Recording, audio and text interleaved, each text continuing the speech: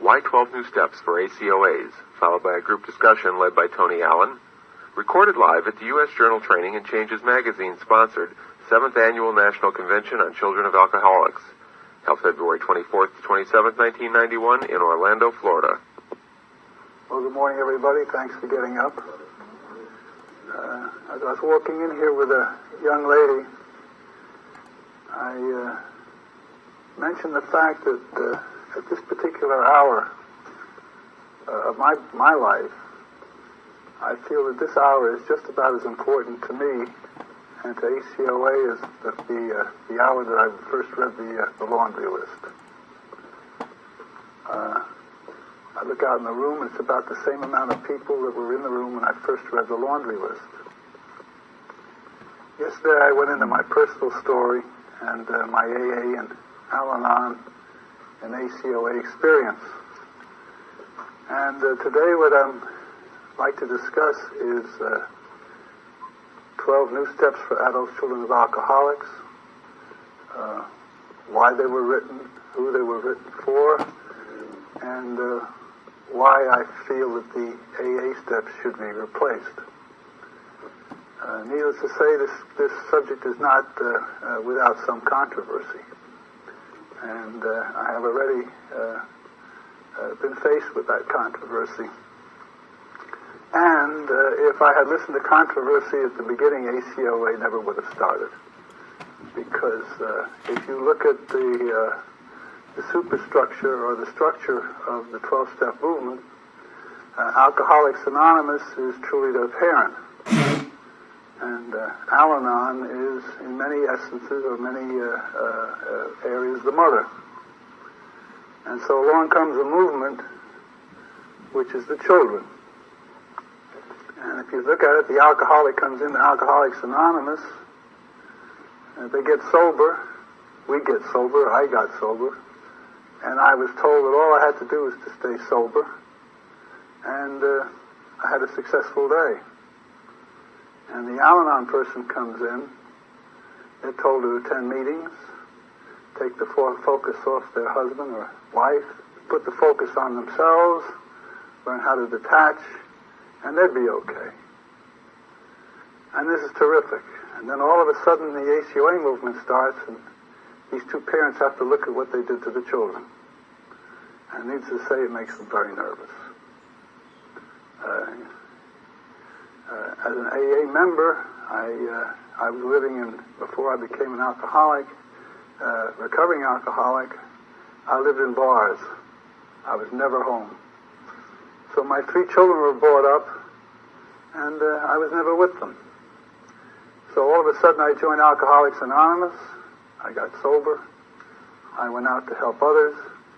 I went to a meeting every night. And as my daughter said, I was running around helping strangers. And meanwhile, I had abandoned my family just as much through AA as I had in bars. As far as my children were concerned, the only difference was I was now mouthing some slogans that they didn't understand. Was talking about a higher power that I had never heard from me before, whenever I happened to stop by at home. So as an ACOA, what I did was I again abandoned my children on an almost deeper level. When I came into Alcoholics Anonymous, I was presented with 12 steps. And these 12 steps taught me that I had to clean up my act, make amends, admit to God, myself, and other human being the exact nature of my wrongs, and go out and proselytize, go out and present the Alcoholics Anonymous program to others in order to help them. And I believe all of that basically is a wonderful tool for recovering alcoholics. I think that basically the AA steps not only are not appropriate for adult children of alcoholics, I believe that the AA steps drive ACOAs crazy. And now I would like to launch into this discussion. I'm very good at, incidentally, telling my own story. I'm not so hot at this. I feel like I'm sort of giving a lecture, and I'm beginning to sound like an authority figure. And authority figures, as I say, scare the hell out of me. So So I'm beginning to scare myself. So if I sound too authoritarian, raise your hand and I'll try and stop. So first of all, I'd like to go through these ACOA steps. First of all, in AA, I'll start off with the AA step. We admitted we were powerless over alcohol and their lives had become unmanageable. Well, as a 2-year-old or a 3-year-old, I really wasn't powerless over alcohol. I mean, I wasn't drinking it. It had no particular effect on me physically, except that the fact that my mother had drank it for the 9 months that I was in the womb, which means I was almost practically, I guess, like, didn't work out to be a total alcohol fetal baby, syndrome baby. Anyway, the step I've offered is we admitted that we were powerless over the effects of living with alcoholism and that our lives had become unmanageable. Now, what are the effects of living with alcoholism? I believe that's the laundry list I wrote in 78, which I will now read. These are the effects of having lived with alcoholism or a dysfunctional family. We became isolated and afraid of people and authority figures. We became approval seekers and lost our identity in the process. We are frightened by angry people and any personal criticism. We either become alcoholics, marry them or both, or find another compulsive personality such as a workaholic to fulfill our sick abandonment needs. We live life from the viewpoint of victims and are attracted by that weakness in our love and friendship relationships. We have an overdeveloped sense of responsibility, and it is easier for us to be concerned with others rather than ourselves. This enables us not to look too closely at our own faults, etc. We get guilt feelings when we stand up for ourselves instead of giving in to others. We became addicted to excitement. We confuse love and pity and tend to love people we can pity and rescue. We have stuffed our feelings from our traumatic childhoods and have lost the ability to feel or express our feelings because it hurts so much. Denial. We judge ourselves harshly and have a very low sense of self-esteem. We are dependent personalities who are terrified of abandonment and would do anything to hold on to a relationship in order not to experience painful abandonment feelings which we receive from living with sick people who were never there emotionally for us. Alcoholism is a family disease, and we became power alcoholics who took on the characteristics of that disease even though we did not pick up the drink. Power alcoholics are reactors rather than actors. Now, those are the effects. That's my personality profile. That's what happened to me as a victim, being brought up in an angry, abusive atmosphere. Sexually abused, overtly, covertly, emotionally abused, verbally abused, physically abused. And that is what happens to people, children brought up in that kind of an atmosphere. Many of us became post-traumatic stress disorder victims, frozen feelings. Frozen feelings are some of the effects of having been brought up in this kind of a home. Anyway, also anger, of course, which is mentioned in here, guilt, shame. But the basic effect of having been brought up in that kind of an atmosphere is fear. I feel that I'm a fear-based person. Just about everything I've ever done has been based on fear. So anyway, I believe I've covered the first step. The second step of Alcoholics Anonymous stated we came to believe that power greater than ourselves could restore us to sanity. When Bill Wilson was asked what he meant by restored to sanity, he says, if I don't pick up the first drink, I'm restored to sanity. I agree with that. I think that's certainly valid for members of Alcoholics Anonymous. But me as a member of Adult Children of Alcoholics, when I looked at the step, I skipped it. First of all, when I was an AA member, I looked at it and I said, gee, if they take away my insanity, there's no Tony. My whole life, I mean, I was an insane person, and I kind of liked it. You know, I was euphoric, up and down, did crazy things, and seemed to function at a pretty high level financially. I made a lot of money. Anyway, when how would I put it? When I helped get the ACOA movement started, one of the members came to me and said that the group had a discussion, and they asked me to write new steps for ACOA, which I did in 1979. either 78 or 79. I wrote 12 steps for adult children of alcoholics, and some of these are included in these new steps which I'm offering now. The steps, at that time, I wrote them, and a new member came into the ACOA movement who was a psychiatrist, and what I asked him to do was to edit the steps for me so I could make it a we steps rather than just me. He did, and the steps were in rather psychiatric jargon and did not get too popular. They still use them some places in Brooklyn. I hear some places in California. But anyway, if you look at the second step for an ACOA, we came to believe the power greater than ourselves could restore us to sanity. That's the AA step. Restoration means to be given back something that I once had. You can look that up in the dictionary. That's what it says. And as an ACOA, as a child being brought up in a crazy, alcoholic, abusive family, there was no sanity. So there was nothing for me to be restored to. When I looked at this step from an ACOA basis, what they were saying was that basically I would have to go back to the insanity of my family. That was all I had to be restored to. So the step I'm offering for ACOA is we came to believe that a power greater than ourselves could bring us clarity. Clarity means clearness of vision, being able to see clearly. And there was one dictionary I looked up, and it said that it can also mean freedom from guilt and freedom from shame.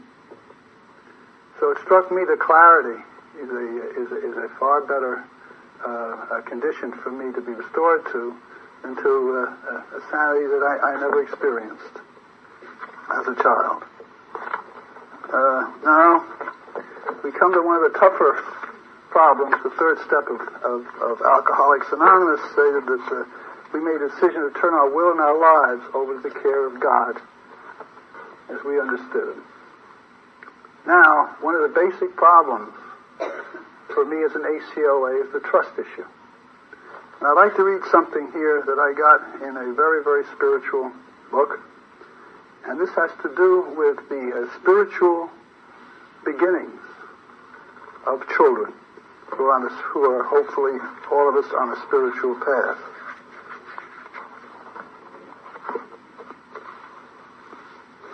And this is the statement. Spiritual meanings progress in self-consciousness when the child transfers its ideas of omnipotence from its parents to God. The entire spiritual experience of such a child depends largely on whether fear or love has dominated the parent-child relationship. Now, if that's the case, which I believe it is, in the home I was brought up in, and the homes that you all were brought up in, fear was the dominant feeling in that family. And it was the dominant, compared to love, it was the dominant emotion that most of us were brought up in. That being the case, it means to me that on a feeling level, I cannot go any higher in trusting a higher power than I could trust my parents. On a feeling level. And what were my parents? In my particular case, sometimes they loved me, they seem to, and sometimes they literally, verbally, or physically hurt me. So I could never depend on my parents to really do anything consistent for me. So if I look at the AA step, what it seems to be doing for me as an ACOA is telling me to turn my will and my life over to the care of my parents as I understood them on a feeling level. And since my spiritual experience can go no higher than the relationship that I had with my parents regarding either fear or love, I'm in somewhat trouble here. So the third step that I'm offering for the ACOA movement is we made a decision to practice self-love and to trust in our higher power. And I'd like to read a little bit about from the step here. Instead of surrendering our lives to the sick parents that reside within us, we choose to put forth our faith in a spiritual power greater than ourselves, however we choose to define it. In my efforts to resolve the difficulties of my life, I recognize that I have to accept myself and learn to nurture myself. I found that I could no longer give myself away to the needs or demands of others.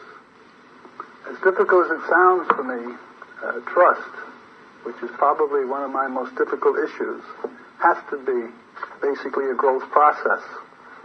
It has to be an ongoing process. Trust for me is not an event. This higher power has to prove itself over and over again to me, almost on a daily basis, that it's guiding me, taking care of me, and that I mean something to it. Otherwise, I need constant reassurance from my higher power. As a victim, which I believe we all are, and as a damaged victim, I need constant reassurance that there is something in the invisible world that loves me. And the process, I believe, of these 12 steps are towards learning how to love myself and how to accept the love of this higher power. I'll go on with that in a minute. The fourth step of Alcoholics Anonymous says that we made a searching and a moral inventory of ourselves. Is that it? We made a searching and moral inventory of ourselves. A fearless moral inventory of ourselves. Thank you. As a fear-based person, it's impossible for me to make a fearless moral inventory of anything. My whole life as a victim has been predicated on fear. Somebody asked me, I was walking down the stairs as I was coming in the room here, actually, in the book section, how I was feeling. And I said, well, I'm extremely nervous about this talk. I feel as it's probably the most important talk that I've ever made since ACOA started, other than when I read the laundry list for the first time. And I said, but what's the difference? I said, really not a heck of a lot more nervous or frightened than I am any morning that I'm getting up, because this has been my experience all my life. Fear has been probably my motivating factor. The last 22 years of sobriety and the last, since 1977, when the ACOA movement started, the fear has slowly diminished, but it isn't gone from my life. Anyway, the fourth step for adult children of alcoholics is we made a searching and blameless inventory of our parents, because in essence we had become them. I've been told that the adult children of alcoholics movement, I was not in it for many years. I remained in anonymity, so I wasn't out going to groups much. But I have heard that it's been said that the ACOA movement has been stuck in blaming parents. That you can go to some meetings and they're blaming their parents, and 3 years later you go back and the same people are blaming the same parents. So that's an area where we've been stuck. In 78 or 9, I think it was, when I first sat down with these steps, I felt that there could be no recovery from me unless I made an inventory of my parents, because I knew on many levels that I had become my parents and my stepmother. I knew that under certain conditions of stress that I would become either my father or my stepmother.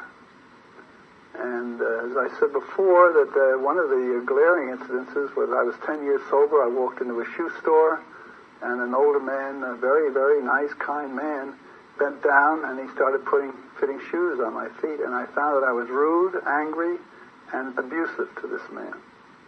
And I got up and walked out, and I walked out in the street, and I said, my God, what's that all about? I'm 10 years sober, and I'm abusing a perfect stranger.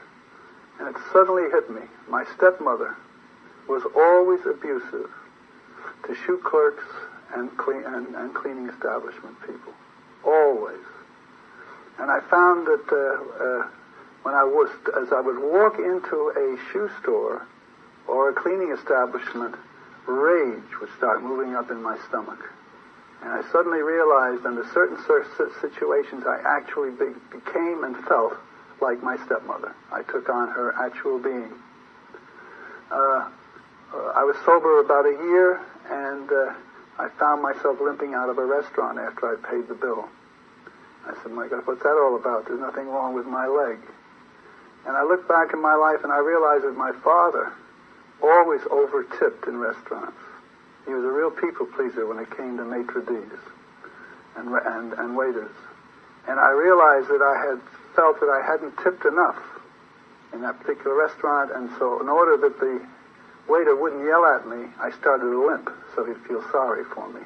And I realized I had started doing that when I was around 15 or 16.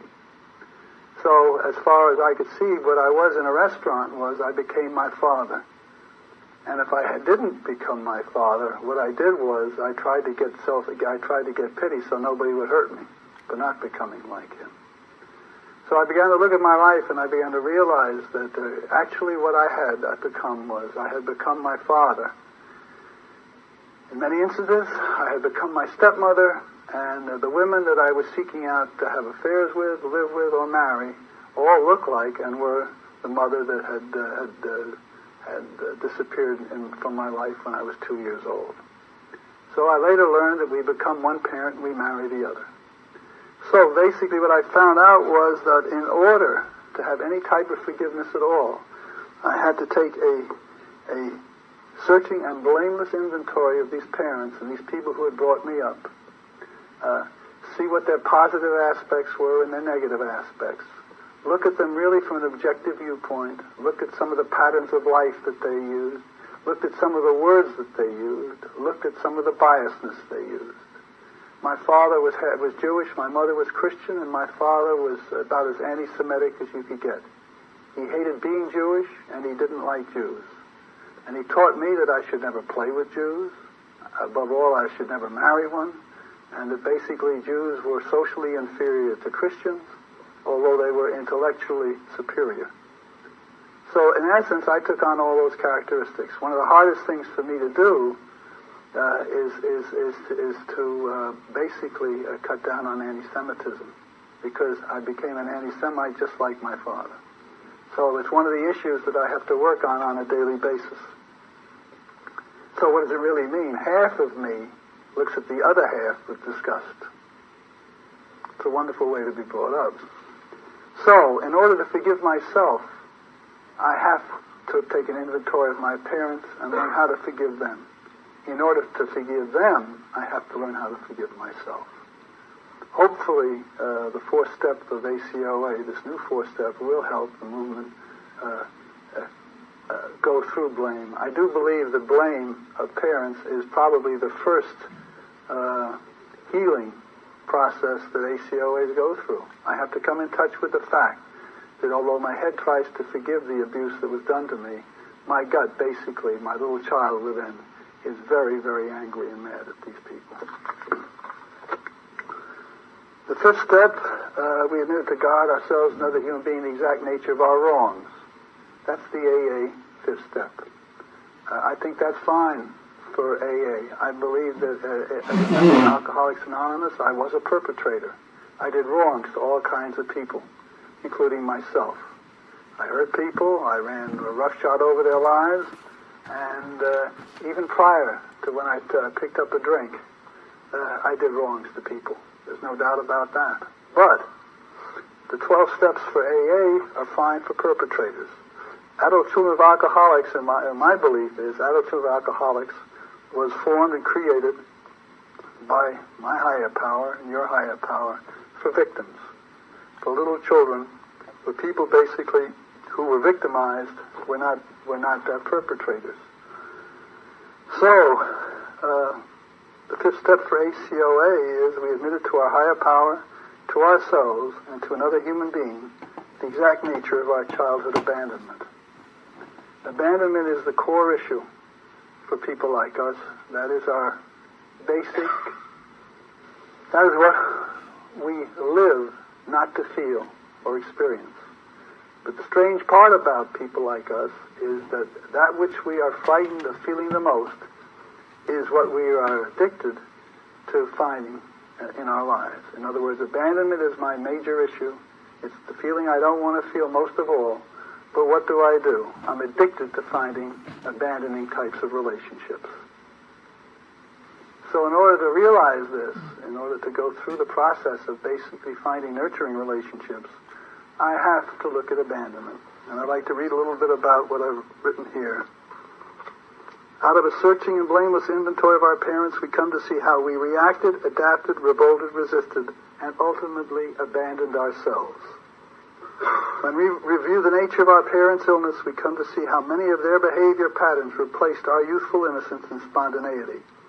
We see all the desperate adaptations, all the frightened defenses we built, all of the repression, frustration, and flight. Through these parent-taught mechanisms, we truly abandoned ourselves. All these harmful acquired behavior patterns we adopted are truly our childhood losses. We need to acknowledge them to our higher power, to ourselves, and to another individual so that we can move toward a healthy self. The intent of this step is to help us recognize how we were emotionally abandoned as children and how we abandoned ourselves and became our parents. All right, I'll move on to 6 and 7. 6, we were entirely ready to begin the healing process with the aid of our higher power. And 7, we humbly asked our higher power to help us with our healing process. In this step, we ready ourselves to turn to a power greater than ourselves. No matter how hesitant or uncertain we may be about the wisdom of such a move, we should keep in mind that healing can and does take place in this world and is often propelled by acts of faith and belief. Here we are asked to open ourselves to the healing help of a spiritual force. This is part of the process on the road to trust. 7, we humbly asked our higher power to help us with our healing process. This is a powerful step. It requires both humility and participation. Humility involves becoming aware that we really are not masters of the universe and that in all probability there is a divine order that we can tap into. Humility comes from the word humus, which is really of this earth. And I was told years ago that what I needed to do was to become average in order to become humble. And I believe that's very true. I also feel that I have to go back in life and go back through the feelings that I experienced, the traumatic feelings, in order to find some sort of an authentic self. A prayer I used years ago when I was asked by the AA program to look at so-called character defects and shortcomings. And I learned a prayer for myself which I think is very applicable also to ACOA. And that prayer was, please God, empty me of me and fill me with thee. Because I don't really know what I'm supposed to be emptied of as an adult child. I have no clue. I don't really know what my rights are, what my wrongs are.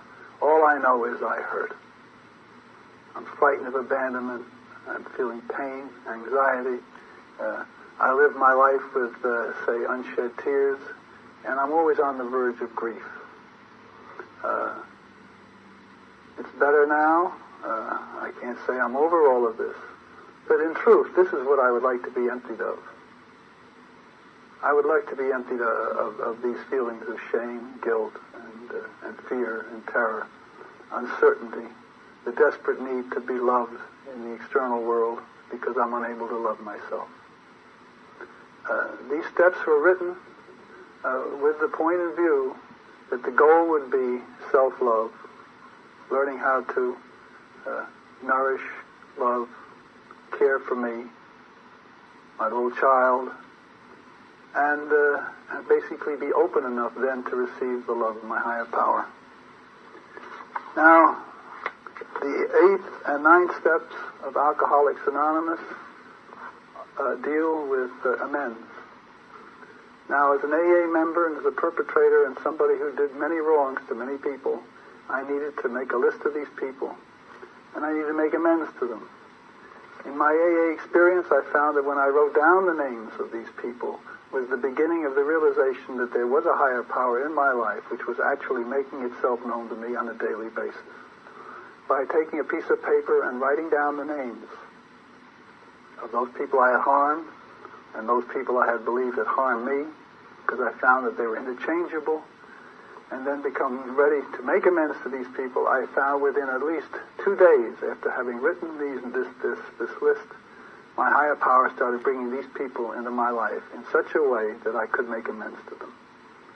So I found that writing was an incredible tool which actually could create a connection between me and my higher power. That when I wrote things down, all of a sudden it gave my higher power a chance to become active in my life. So the 8th and 9th steps of Alcoholics Anonymous, the making of amends, It was an incredible spiritual experience for me. However, as a member of the Adult Children of Alcoholics movement, I feel that perpetrators should make amends. Grown-up people who marry perpetrators, such as Al-Anon people, should make amends. Children who have been raped, incested, beaten, victimized, abused, do not have to make amends. Who to? And they certainly don't have to make amends to themselves. So I would like to read a little bit from what I wrote here about the 8 to 9 steps for ACOAs. 8th step. Incidentally, when I say I wrote, I'm offering these steps to the ACOA movement.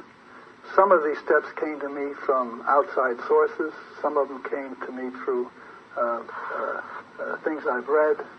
So I'm not claiming authorship of these steps. 2 or 3 of them I am. But I claim authorship of the laundry list. These 12 steps is something that I feel have been given to me over a period of years by a power greater than myself and from a power greater than myself. So anyway, 8, we became willing to open ourselves to receive the unconditional love of our higher power. 9, we became willing to accept our own unconditional love by understanding that our higher power loves us unconditionally. In our alcoholic homes, we were the victims and our parents were the aggressors. As we internalized our parents, we became our own aggressors, unable to give ourselves anything but self-hate and self-criticism. Now we are willing to let go of the idea of ourselves as either victim or aggressor and open ourselves to the unconditional love of our higher power. As we open up, we are flooded with the warmth and love and acceptance we were denied as children. The infinite source of love is always available to us, waiting only for us to open the gates and let it in. Around 1979 and 1980, I read a book on the kahunas, the medicine men or the wise men of Hawaii. And one of their spiritual practices, they believed that on this level of experience, there's 3 of us. In other words, there's Tony that you see talking now to you all on this level, and there's you all on your level, and we're all on the same level together. About an inch above our heads was our higher power. And each one of us has an individual higher power, and that higher power is one with God. So my higher power, invisible higher power, is one with God, and your indivisible higher power is one with God. And then down around this area in us is our little child. And as I was reading this material, I began to realize that there was really some truth in this. Because every time I got hurt, every time I was abandoned, every time something seemed to go wrong in my life, I would get a pain in here which was unbelievable. And I began to realize that in this particular area of my body seemed to reside a personality all of its own. The Hawaiians teach that in order for me to achieve some sort of spirituality, that I have to love this little child. So what I did at the next ACOA meeting, I described what I just described to you, and I took my arms and I shut my eyes and I started hugging myself and I started saying, I love you, little Tony. I love you, little Tony. I described that to the group and I said, I believe this is probably the major way that I will be able to achieve some sort of self-love. That night I went home to my hotel room. I was living alone in a hotel. And I sat and I hugged myself. I shut my eyes and I visualized myself as a little child, 2.5 years old, on my father's knee from a picture. And I started hugging myself and I said, I love you, little Tony. I love you, little Tony. I love you, little Tony. I got to 5 and I started sobbing. And I realized at that time that it was the first time in my life I had ever loved myself. And the Hawaiians teach that in order to love myself, I have to love this little child within me. Now, I don't know whether that was the beginning of the loving of the little child within, or what happened. But apparently, for me, that's when, just about every day of my life, this morning before I came downstairs, I sat upstairs and I hugged myself. And I says, I love you, Tony. I love you, little Tony. I love you, Tony. I love you, little Tony. I want to love little me and big me because I figured we both needed it for this hour. And then I prayed and I said, please, God, help me to be your instrument in this talk. I believe that the reason probably I have been brought out of anonymity is basically to present new steps for the ACOA movement. So, from my viewpoint, as I say, this is probably one of the most important hours of my life.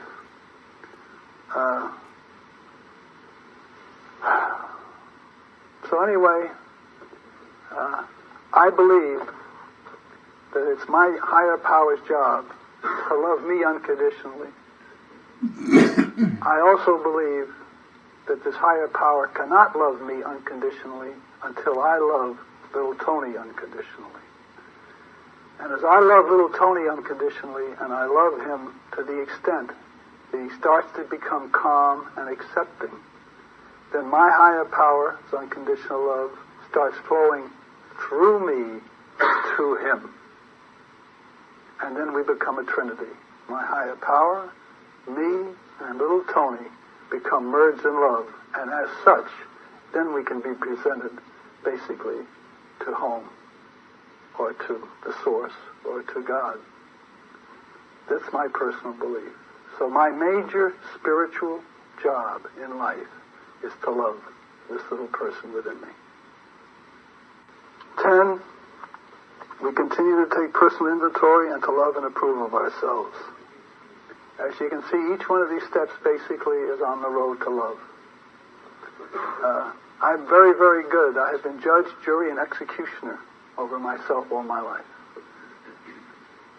There's no doubt that when this talk's over, I'll go upstairs and say, gee, you stupid son of a gun, you missed saying that. Hopefully I will find that I won't have to do that. The 10th step, in this daily action step,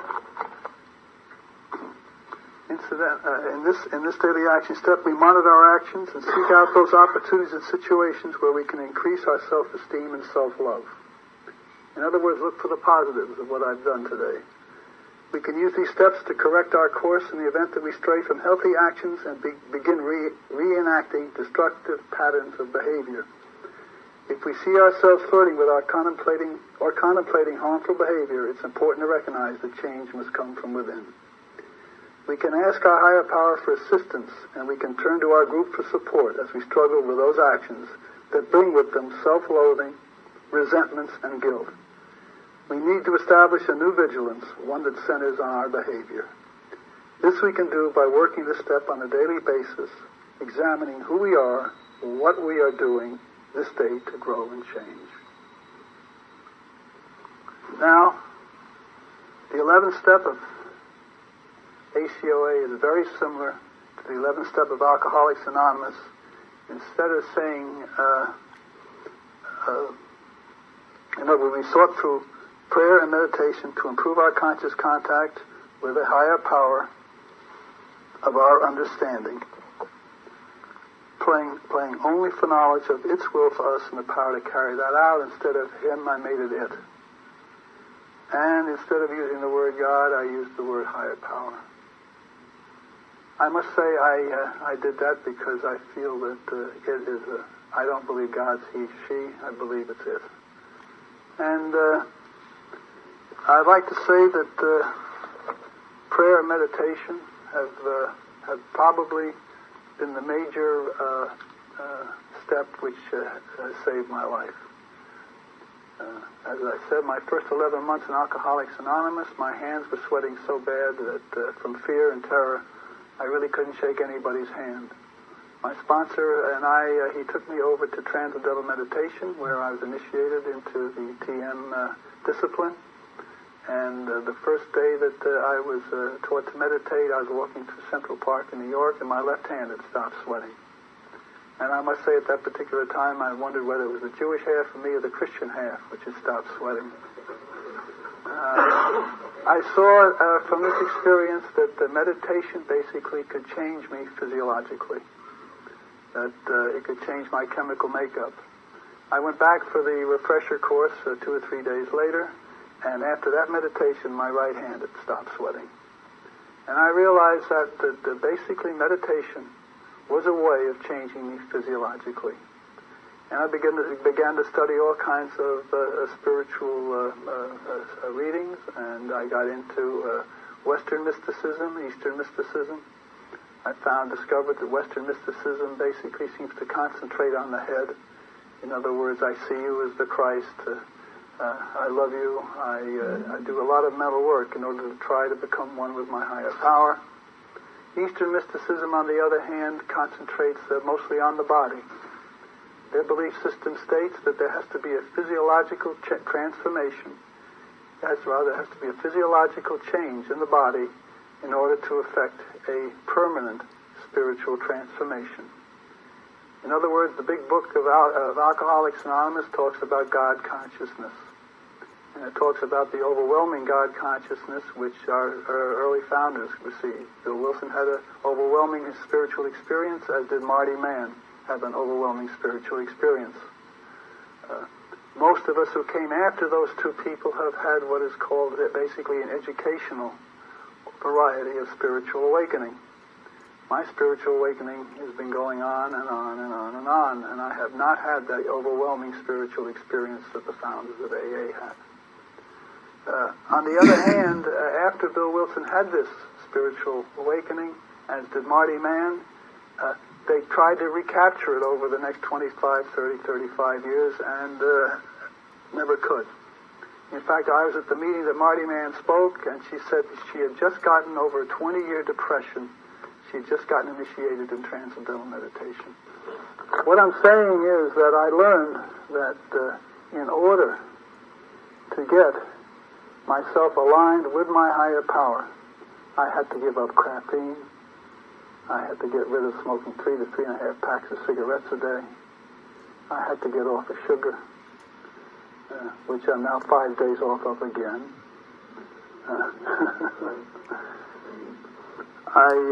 That's been the toughest one for me, is sugar. I find it's a primary addiction. But God is calmness in action. Human beings are excitement in action. And I find that the drugs that I put into my body, basically to create some sort of stress or excitement in me, are those kind of obstacles to spiritual progress. I've learned that prayer is talking to God, meditation is listening to God, and that the highest form of prayer is listening. When my mind stops, God's mind starts. A treatment facility that was working with the indigent, and I ran a 3-quarter house for indigent men. And the man who was my superior, how do you like that? Talk about authority figures. The man who was my boss said that he also had been initiated in the same meditation technique I had, transcendental meditation, and he felt that the people that we were working with were the lost souls. Those who were coming in, who were living under bridges, those who had had 10, 15 treatments, those who we were getting the cocaine whores, the people with AIDS, and that the only way that he felt that possibly any of them could have some sort of a spiritual experience was almost right after they got clean, which was in a day or two. So what I did was I taught prayer and meditation to these people as soon as they came in. And what we were doing was we were offering the 11th step to the hopeless. And so some of those people are still sober today. So I found that my job seems to be at the moment is that I teach meditation where I am. I'm at a place called Renaissance in Boca Raton, and Thursdays what I do is from 6 o'clock to 6:30. I teach meditation to the public, and 6:30 to 7:45 I have an ACLA meeting which I run. And anyway, as I said, prayer is talking to God, meditation is listening. I was in ashram, which is an Eastern form of the teaching center, which taught meditation. We meditated for hours. I was in ashram. I was in it. There was a man named Ram Das, and he had an oath of silence. and this was in the 70s. And at this place, I learned that it was brahmacharya, which was basically we were celibate.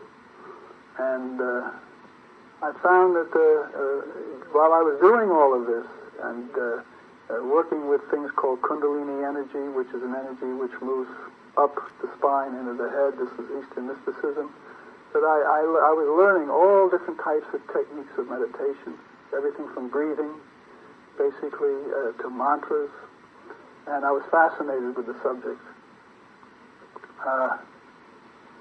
And strangely enough, at this time in my life was about the time that the 4 young kids who started the ACOA movement asked me to come. And I was going through all these spiritual exercises, going through all these spiritual concentrations. And at this period was when I believe the laundry list came through me. So it all seemed to hang together. So anyway, prayer. The deepest form of prayer is listening. And when I listen, I hear the silence. And there was a book once written called The Thunder of Silence. And as I listen to the silence becomes God. Now, for adult children of alcoholics, silence is a very threatening sound. Because the deeper I get into silence, what did silence mean in my household? There was always silence before chaos. So silence for me, in my sick background, puts me back into fear and terror. Because the deeper I get into it, the more I'm waiting for the explosion. The more I'm waiting basically for the terror and the horror of my childhood. So meditation for us becomes a deeper experience. It really does. While it's in my mind, I would like to talk, which I had forgotten, a little bit about abandonment again. It is true that abandonment is something that we've all suffered here. It's a horrendous feeling. It is it's a gut-wrenching experience. And it's part of all of our lives. There isn't anybody in this room who has not suffered abandonment at deep, painful levels. I came across a teaching in the East which states that those of us of the human race who have not suffered abandonment at a very deep level cannot make the next level of spiritual awareness. In other words, abandonment is the passport to the next spiritual level. So those of us who have suffered abandonment, I would like to offer the proposition that in actuality, it's a huge spiritual plus. Because it's an emptying out feeling. And nature abhors a vacuum. And as I'm emptied out of humanness, my spirit can start moving into the God-shaped hole if I allow it to. That hole has always been filled up with people, places, and things for me. And if I can allow myself to feel the feelings, stay empty, it allows this void to be filled up with spirit. And then the process comes, please God, empty me of me and fill me with thee. Somebody once asked, what is the Buddhist void? What does the Buddhist void feel like? And the answer came back, the Buddhist void is emptiness without fear. And that's hopefully what I hope to achieve in this lifetime. Feeling that emptiness and aloneness without the fear. You can hear my voice. That means I'm frightened. So hopefully there'll be a day when I can describe that experience without the fear.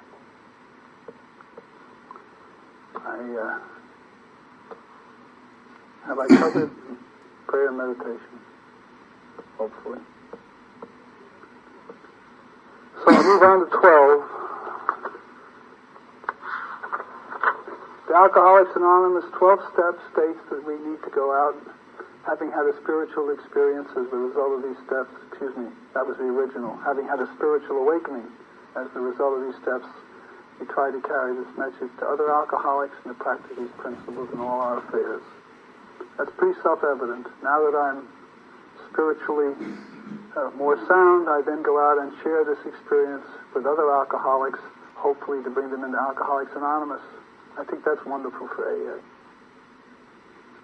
But for adult children of alcoholics, we have had a spiritual awakening as a result of taking these steps, and we continue to love ourselves and to practice these principles in all our affairs.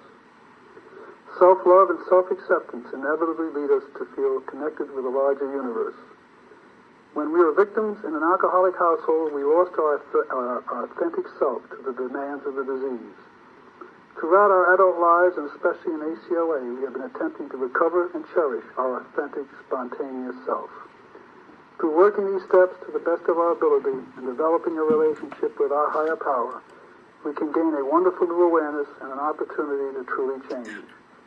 We can find a happiness and contentment beyond anything we could imagine. This does not mean that our life will always be trouble-free, only that we can readily and confidently deal with life's problems.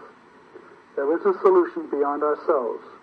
By working the ACOA program daily and admitting we are powerless over the effects of living with alcoholism, we can learn to love ourselves. And when we do, we are free to love others in a new and healthy way. By sharing with each other, we act as a mirror, reflecting our new growth and love. By using this program in all our affairs, we can dispel the old destructive personality that so crippled our enjoyment of life. No longer do we imitate a normal life, now we embrace it.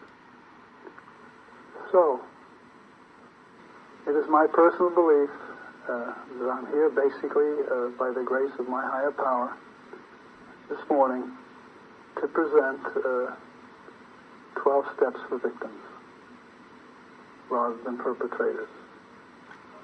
It does not mean that sometime, if I'm new to ACOA, that after having done these steps and worked this program, that it might not be a very positive act on my part to look at the 12 steps of Alcoholics Anonymous, 12 steps, which are the same as Codependency Anonymous and the same as Al-Anon, and make amends to people I had harmed. But as children, and that's what we're working on in ACOA, what I need to do is to put the focus on learning how to love me and not to blame and shame myself. Fear is what I am. I'm a fear-based person. ACOA is what I am, and codependency is what I do. And I feel my job, basically, is to help people learn about their personality profile. A very wise man, I think it was 400 BC, said that the way to do was to be. And what I believe the ACOA program and these steps will do is to help us learn how to be, along with the laundry list. In Alcoholics Anonymous, I was taught I had to be before I could, I had to do before I could be. I had to change my behavior in order to become something different. The ACOA movement is teaching me that I have to learn what I am. In other words, I have to be before I can do. So this morning, I've done my very best to be something, to be someone. And I hope this has been of some help to you. I know it's been some help to me.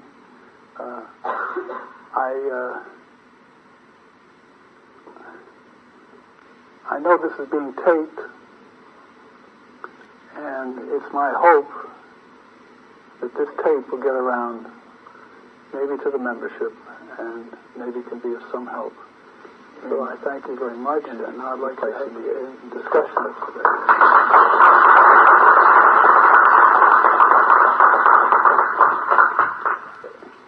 It's 8:30. I took up a lot of time. Yes, sir. By the way, I think it's perfect. I honestly feel that there should be no music in meditation. I believe that there's different levels of meditation. I believe music, water, is distraction.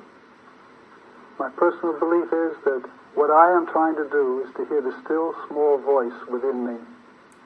And I'm trying to go beyond the mental level. So what I use basically is I relax my body, I relax all the way up, and I count backwards from 10 to 0. I inhale God, exhale loves me. And as I get calmer and calmer, I then say, please God, reveal yourself to me now. And I listen to the silence. as long as I can without a thought, even if it's just for 1 or 2 seconds. For those 1 or 2 seconds when my mind stops, I'm truly humble. My mind is not working. And I can then hear the silence. And the silence is God. For me to use anything else, music, water, is very distraction. But the most important part of that meditation is, please God, reveal yourself to me now. And the moment of listening is when I can make the God contact.